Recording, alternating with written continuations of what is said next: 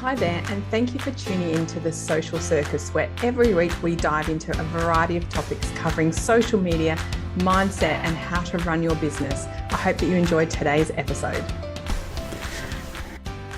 Hello and welcome to another episode of The Social Circus. Today I'm talking with AJ from Change Your Thoughts, who's all about making rapid transformations through hypnotherapy. So let me tell you a little bit about my delightful guest. AJ is a rapid transformation hypnotherapist with years of experience supporting high-profile entrepreneurs in the role of part-time business manager and part therapist. Having moved full-time into therapy and mindset space, she specialises in helping service-based small businesses owners overcome negative limiting beliefs and self-doubt and create unshakable self-beliefs so they're free to bring their business life to dreams. AJ strongly believes in the power of understanding how our mind works so we can then program it to work in our favour. Her work focuses on overcoming challenges like perfectionism, procrastination and fear of failure by uncovering the reasons behind them rather than just addressing the symptoms. With a superpower of making people feel really seen and heard, AJ is known for providing a safe space for her clients to get to the root cause of their beliefs, break free of the repetitive patterns holding them back, and to change their life by changing their thoughts. Oh, I've got goosebumps, AJ. Oh, thanks, Sarah. Thanks so much for having me. I'm so excited to chat with you today. I'm thrilled to have you here, and I have to just say, you have the dubious honour of being my first Kiwi guest. I'll take it. Oh, I'm very excited, but you don't actually live across the ditch, do you? I don't. I live in Sydney, and Kiwis tell me I have an Australian accent, and Aussies tell me I don't have any accent. So I don't think either of those things are true. My husband's the same, and I think I've beaten his Kiwi accent out of him, and then we are with friends and they always make a joke about how strong his accent is and I can't hear it at all. So we're very sensitive on accents between our nations. But look, let's not talk New Zealand. Let's talk about you and obviously that amazing bio that you have. But I always love to ask people when they come on my show as a guest, tell me a little bit about your journey into entrepreneurship and how did that start and kind of what motivated you? Yeah, so I did the corporate thing for most of my life and never really thought about what else there was. Like, I never had dreams of being an entrepreneur, never thought it was possible. It wasn't something that crossed my mind, but I never felt at home in corporate. So I used to give 150% to my corporate job, completely burn out, wasn't rewarding, wasn't enjoyable, and then I would crash and stop and nanny for a break. Now, that is not an insult to any parents. I just mean a break from the computer screen. And I never loved it. And in 2019, same story. I was so sick of that cycle of burning out that I thought there has to be something else. And so I started my first business, which was like business management. So as you said in my bio, I say part business manager, part therapist. So I've kind of been a therapist role all my life. That's kind of I've been the go-to girl kind of thing. Yep. And then I found RTT, so rapid transformation therapy, just over a year ago and started my second biz. And I call this one my soul on fire business. I absolutely love it. Oh, I love that. You should have that as your business name. It's super cool. So you have been through what so many of us have experienced, and why so many of us entrepreneurs start our journey is that we are in corporate jobs which we dedicate ourselves to and sell our soul and feel really unfulfilled and feel really burnt out. And it's really funny I've been self-employed now for many, many years, and I kind of look back and think, who is that girl that I used to be? I feel so far removed from her. And the joys of coming to small business are many, but there are lots of things that nobody tells you. And I think one of the hardest things that has been a constant challenge for all of us is that journey of personal development when you're self-employed. Mm-hmm. Absolutely. I always say that like relationships, parenting, and business are the three biggest areas of like personal development, personal growth. Like, I am so grateful I didn't know what I didn't know when I started the business because I might. And I didn't know because I love it. I know. And I also, I don't think anybody, like I didn't know that many entrepreneurs, if I'm honest. I didn't know many self-employed people. And the people that did know had kind of like, traditional tradie or retail businesses. And when you actually go in and you are the service, like you have to put your name behind everything. I don't think anyone could have even, I don't know if I would have believed them if they said this is going to be a big journey into self-discovery. I would have been like, meh, I'm just doing my thing. Like, I don't know if I would have even bought into that. I think I was so confident that that's what I wasn't doing. Mm-hmm. Definitely. Yeah, no, I definitely resonate. So talk to me about your work that you do and how do you, because this rapid transformation therapy, I'm excited to tell me more about that. Yeah, it really rolls off the tongue, doesn't it? And it really doesn't. I'm like, I'm so sorry. It's so hard to say. Just use the acronym. We've all got it now. Yeah, but then it's that whole thing of like, people don't know what you're talking about. But yeah. So the work that I do really is with women, just like you said, when we are the product or the service. Like, we have to do these things that really trigger a lot of our limiting beliefs, and we're not aware of our limiting beliefs, but they're things that come up. So lots of the common ones I see with like marketing and social media, because you're really putting yourself out there. So there's a huge risk for failure, judgment, perfectionism, all of those things that are really, they're very scary. So some of the limiting beliefs that I see come up for female entrepreneurs are things like, I'm not qualified, I'm not experienced enough, so that real credibility. Things like, who am I to give advice? Who's going to listen to me? There's too many people already saying this. I'm not original. People are going to judge me. What if I fail? So all of these beliefs and, self-doubt and procrastination and comparison and all of these things that just stop us taking action, because limiting beliefs have this massive impact on us, and we're not even very aware of the ones that we're carrying around. And they're so impactful because our beliefs impact our thoughts, which impact our feelings, which then dictate what actions we take. And the tricky part is that the actions we do or do not take reinforce our beliefs. So if we get stuck in that cycle of having a limiting belief, it has a huge impact on the actions that we take in our business and putting ourselves out there. I mean, you can't have a successful service-based business without putting yourself out there. Well, I've never seen one. You're absolutely right, AJ. You cannot. And I'm just sitting here listening to you, so I'm not being a very good host. I'm just like, oh, yes. It's so true. And that whole cycle, it's really interesting that you talk about that, because obviously I'm a digital marketing coach. That's what I do. And so many people come to me and they say, I really struggle with content. And I know it's not time, because we will always find time for the things we want to do. That's an excuse because I don't want to do it. Yeah. And that's the thing. Consciously, it's a conscious excuse, but actually it's very legitimate, because there's a limiting belief under there that is stopping us from doing it. So if you've got a belief, let's I use Reels as such a great example, because we know as a service-based business owner, we need to do Reels on Instagram if we're on Instagram, if that's where our clients are. But everyone just gets so intimidated about, I can't do Reels. They're too hard. They're too scary. Everyone's already done it. I can't dance and point. All those kinds of things. And if there's a belief behind that of I'm not good enough or I'm not worthy, which very sadly is at the root cause of so many beliefs, which I've discovered in the work that I do, which, makes me both very sad and very angry. I'm sure. But yeah, if we had carrying around this unknown belief about not being good enough, then there's a reason that you procrastinate on posting a reel, or, it's kind of surface level for us. We just think, it's too hard. There's all these different things, and I don't know where trending audios are, and I don't know how to do, time limits on my text, blah, blah, blah. Oh, it's all the tech. That's a massively good excuse, tech. Yeah, but it's valid, because behind the tech, there's a belief. Now, whether that belief is it's too hard, that's a limiting belief, because nobody on this planet literally was born knowing how to create an Instagram reel. It's not a thing we're born with. There's not much in the world, I'll guarantee, but that I can. And I love that. So some of us had to figure it out. So it's that, like you said earlier, the things that are important, we will make time for. But I just want everyone to have some self-compassion with that as well. And that if you are making an excuse or procrastinating, there's a reason.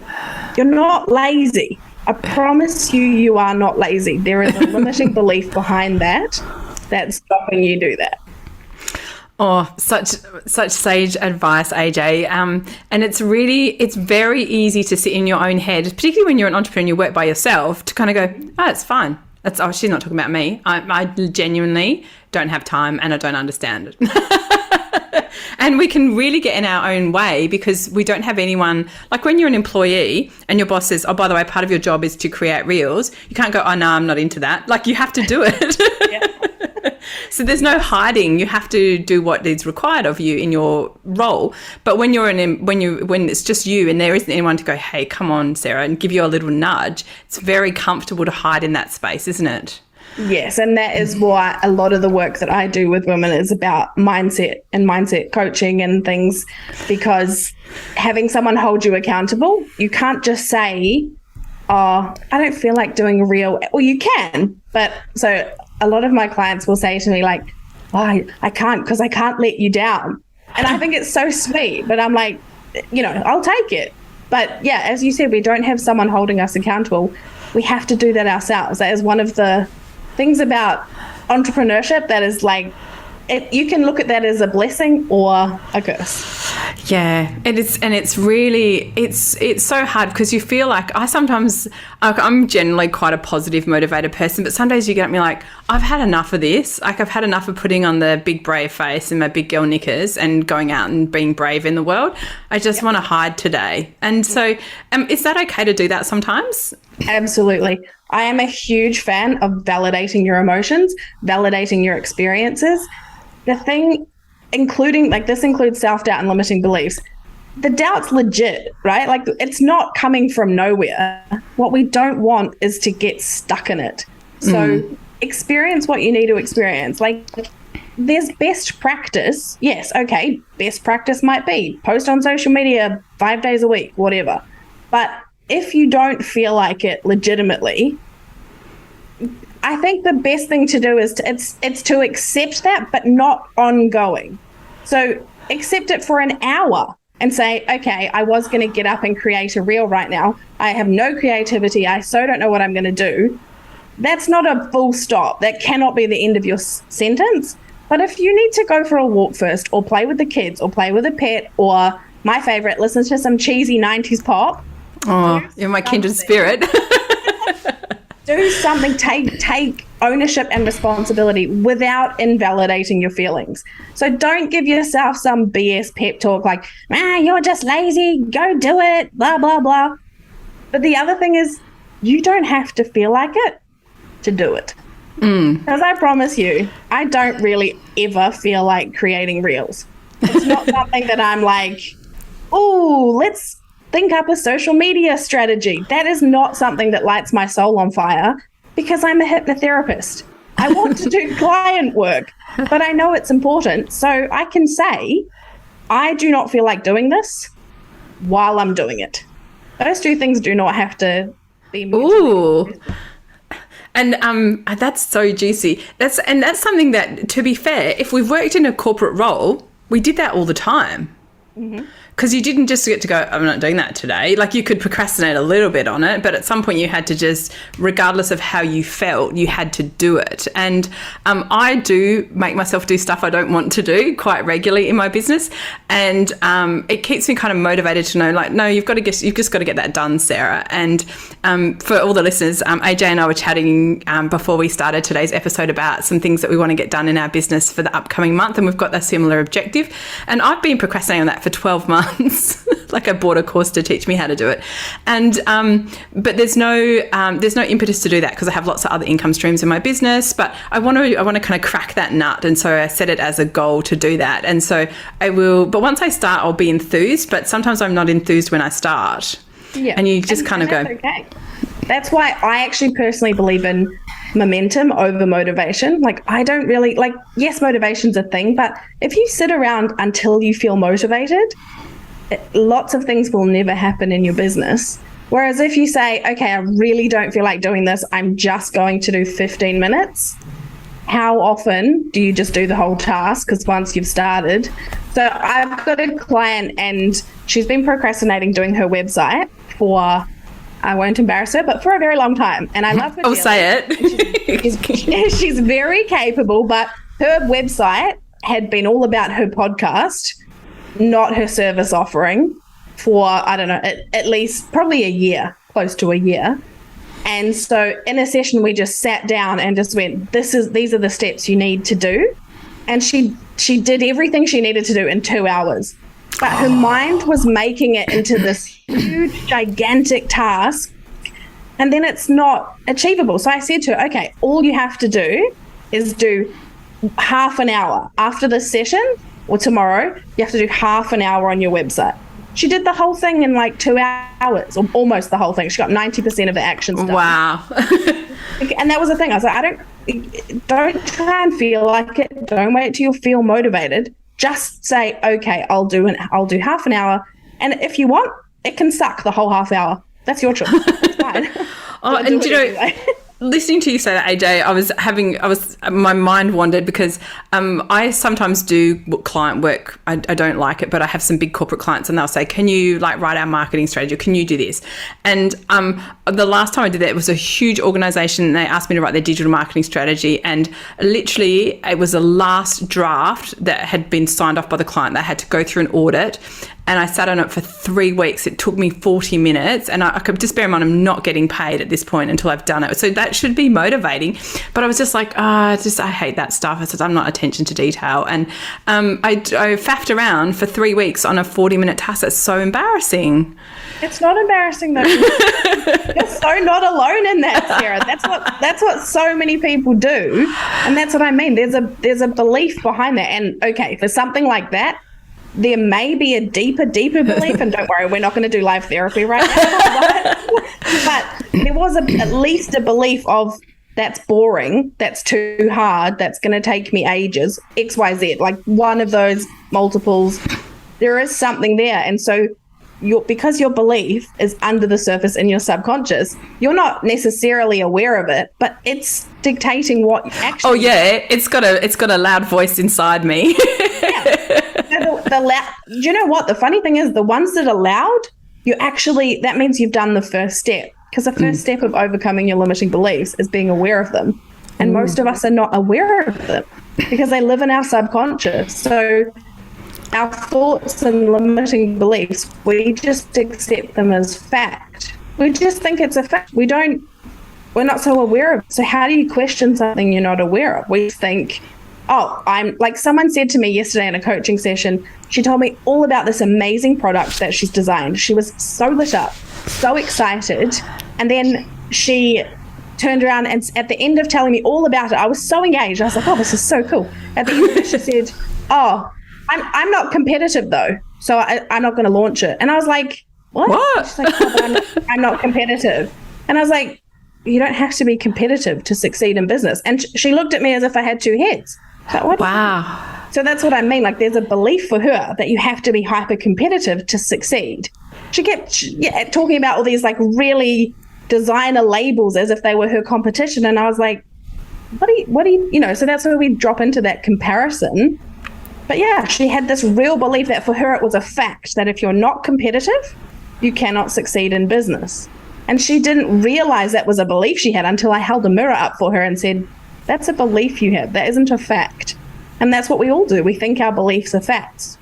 Oh my gosh, that's so interesting. And isn't it funny, because as you was again saying that, I was like, I'm not competitive, but I probably am, but I'm also not worried about it. It's not something, so it's obviously not a limiting belief for me. And yet that was so true for her. It was so true. And so how do we become aware if we've got these things going on? Like, what is a kind of some, like you say, that bringing into awareness? Mm-hmm. So I think that, the awareness is the most important. And I think some good clues are when we do procrastinate. So I love procrastination. No one's ever said that sentence before, but I love it as a tool, because when you procrastinate on something that's important, like I'm going to keep picking on social media.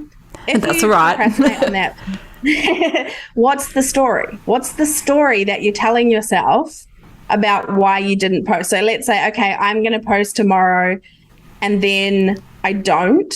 Why? What's the story that's going on for you around procrastination? So like with your report, you've done all the hard work. It was so close to being done. There's a story. Now, again, sometimes our stories are deep, or there's a medium belief and a deep belief, because for a lot of women, like no one walks around being like, oh, I'm so worthy. I feel so worthy today.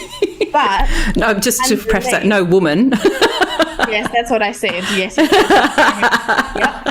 We don't, right? Like I don't walk around being like, oh, I just feel so worthy and deserving of everything today. But underneath, when there's low self-worth, your mind will come up with all of the stories under the sun to protect you from vulnerability or pain or shame. And while we know consciously that, you know, air quotes, failing on social media, or, you know, posting something that gets 3 likes, which I personally don't think is a failure.